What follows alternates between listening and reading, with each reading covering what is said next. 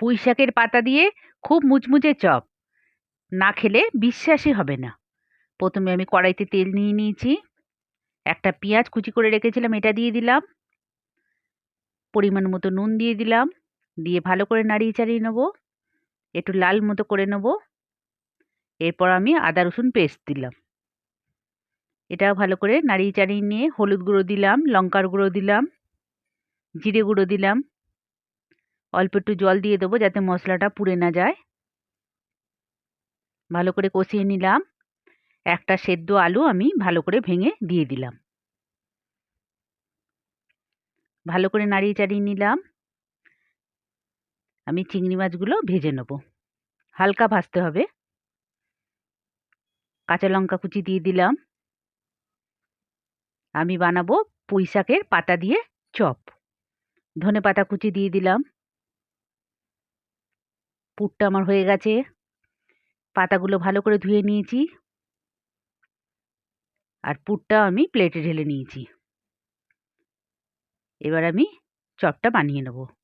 পাতার মধ্যে পুরগুলো দিয়ে দেবো, দিয়ে ভালো করে চেপে চেপে এরম করে দিলাম। এদিকে বেসনটা আমি গুলিয়ে নিয়েছি। দেখো এইভাবে আমি সবগুলো বানিয়ে নেব। একটু চেপে চেপে দিতে হবে যাতে খুলে না যায়। দেখো আমার সবগুলো বানানো হয়ে গেছে।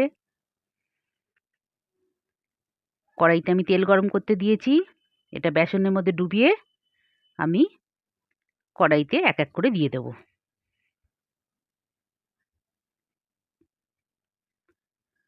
এক পিঠটা হলে আস্তে আস্তে উল্টে দেবো। একটু সময় নিয়ে ভাজতে হবে, মিডিয়াম টু লো ফ্লেমে ভাজতে হবে, তাহলে মজমজে আসবে ব্যাপারটা।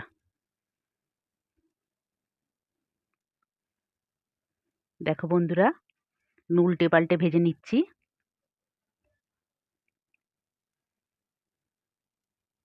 একদম ক্রিস্পি হয়েছে।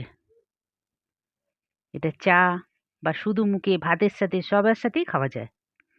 বাদবাকিগুলো আমি ভেজে নিলাম, প্লেটে আমি সার্ভ করে নিলাম।